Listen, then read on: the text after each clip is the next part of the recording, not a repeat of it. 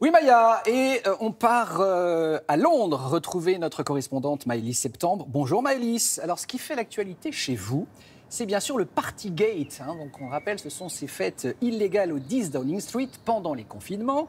Et alors Boris Johnson vient de recevoir une première amende pour avoir participé à une fête dans ses bureaux en juin 2020 en plein confinement, c'est ça ?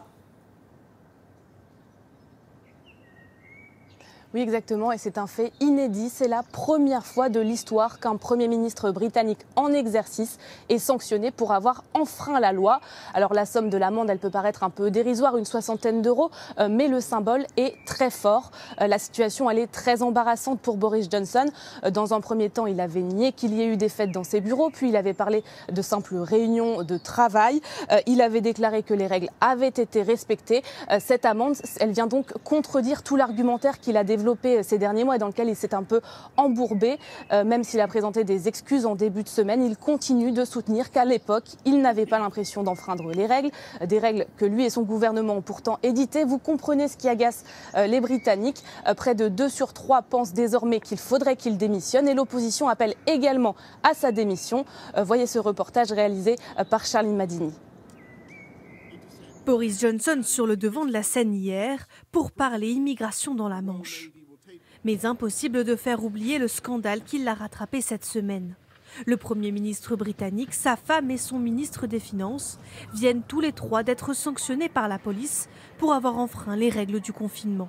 Boris Johnson est verbalisé pour sa participation le 19 juin 2020 à sa fête d'anniversaire à Downing Street, alors que les rassemblements de plus de 6 personnes étaient interdits. Excuse publique de celui qui fixait les règles du confinement. Encore une fois, je voudrais présenter mes sincères excuses. En toute honnêteté, à l'époque, cela ne m'apparaissait pas comme une violation des règles. Cette amende pourrait ne pas être la seule. Boris Johnson était présent à plusieurs fêtes dans sa résidence, comme ici en mai 2020 ou encore en décembre de la même année. Jusque-là, il s'était toujours défendu en niant tout manquement. D'après moi, on a suivi les règles. Je pensais participer à un événement de travail. L'opposition travailliste appelle une nouvelle fois à sa démission, une idée soutenue par de nombreux Britanniques. Ils ont écrit les lois, ils les ont enfreints, ils ne devraient pas être au pouvoir. Où est la confiance dans quelqu'un qui pense que c'est normal d'agir ainsi ?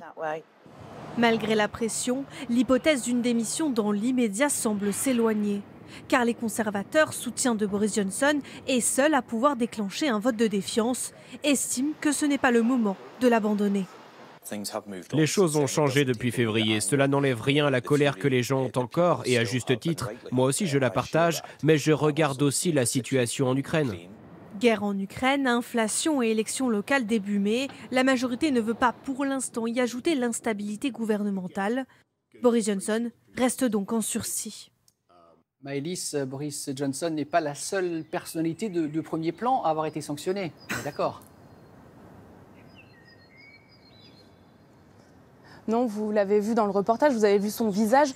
Son ministre des Finances est également concerné. Il a également reçu une amende. Il s'appelle Rishi Sunak et il était jusqu'ici très populaire. Son nom a même été un temps pressenti pour succéder à Boris Johnson en cas de démission. Ça, c'était au tout début du scandale du Partygate.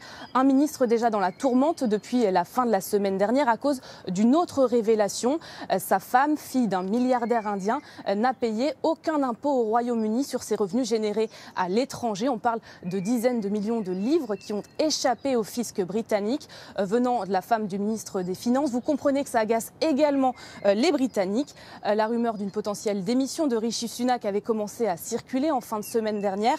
Sauf que maintenant, eh bien, son nom est lui aussi sorti dans le scandale du Partygate. Son destin est donc un peu lié à celui de Boris Johnson.